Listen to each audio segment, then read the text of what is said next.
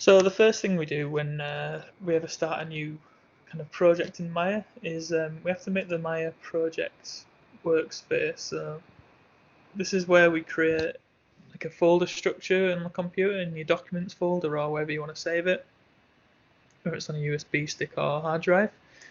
So if I just click here, so it's my project window, and this window pops up.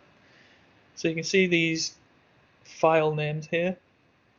This is going to create a folder structure on the computer for where we tell it to go. So this is kind of working off what I already had, but I'll make a new one just to demonstrate. So for example, I'll just come back here.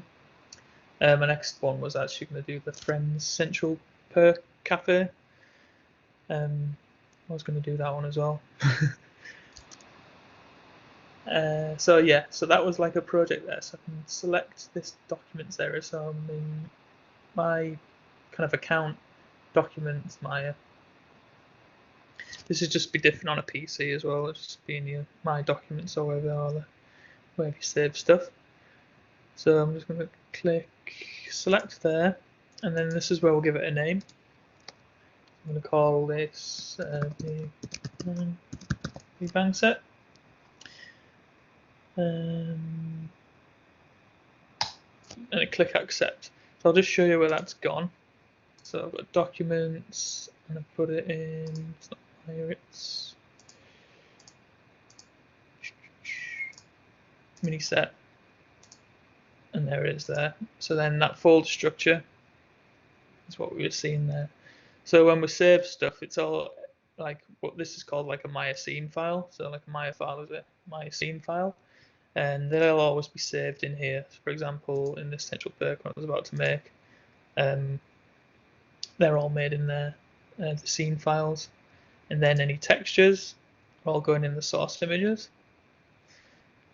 And for example, any movies, like, so these are the movies I've started to make for you. So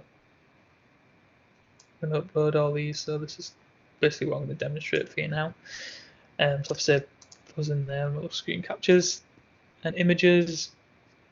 I often put like reference and stuff in here, and kind of the saved images. So this is what it looks like straight out of render, and things like that. Is it? Yeah. Okay, sounds good. Right. So now when I just first thing we'll do is just save, and you can see now it's gone straight to that kind of scene folder. I can just call it set, and I'll call it _1 because I'll often every time I save, I'm going to do like a save as. So I'll have like lift set 2, 3, 4, 5, just in case I ever need to go back or file corrupts. It's kind of good practice to just have loads of versions of your work, and then you can just delete them at the end if you need to. It's just good to have a backup, especially when you're first starting out in Maya. You just kind of want to go for it and like not worry too much about like if it's going to go wrong, because if you know you've just saved it recently, you can just go back to a different, like an older save file where it was going well in case you mess up. So I'll click save as there and continue. Okay, so I'm actually in the modeling workspace, the standard one. I'm just going to work from there, and I've got my tool shelf ready to go. So most of the stuff here I'm making is just going to be made out of these basic primitives. So I'm just going to start with a cube. I'm going to hit spacebar and just go into top view, scale it up a bit. So actually I'll just 4-panel view here. And you see some perspective, how it's looking. So what I'm going to do is like it's almost like a cross section of a room. So I'm going to use the multi-cut tool here. The multi-cut tool has loads of different features to it. It's kind of one of the go-to tools. So this is probably one of the most used ones, along with kind of Extrude and the kind of what's it called? I forget the name of the tool. Tells you here. Target weld. Use weld. Just normally use them without thinking actually what they're called. So if I hold down Control, well, I'll just demonstrate actually what this kind of multi-cut tool can do. You can cut various shapes out of it by just clicking, left-clicking around, and then finishing it by pressing Enter, so you can make any shape you want really. If you hold down Control, you can make what we call an edge loop on it.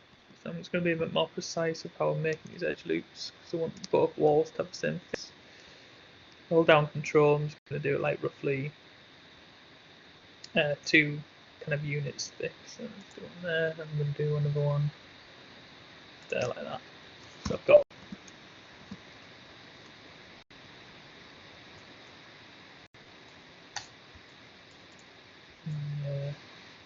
the walls where I'm going to extrude out from. So what I'm doing here is I'm going in component mode. So when I've got the object selected, I'm holding down right click and it brings up component mode. So this is where you choose if you're going to select the faces, vertexes, or the object, or UVs if you need to. So I'm going to go with face. And the best way to select this, so if you hold down tab, you see the little plus sign, like the cursor changes there. And if you just hold down and left click, you just almost paint the polygons you want. Kind of select them like that. Alternatively, I'll just click off. You can just hold down shift and left click each one as well as you want. So now I've selected them, I'm going to click Control E, so the shortcut for Extrude, if you remember we talked about that yesterday. I'm going to pull up the modeling toolkit as well. This is just kind of nice visualization of the tools as well, so it's like the same kind of thing up here. So I've got just more of it, basically. And we're going to be using this quite a lot throughout the semester. So, for example, if you prefer just to be clicking the Extrude button, just click that as well. And I'm just going to lift them all up like that. So then straight away we've got kind of cross section we were looking for.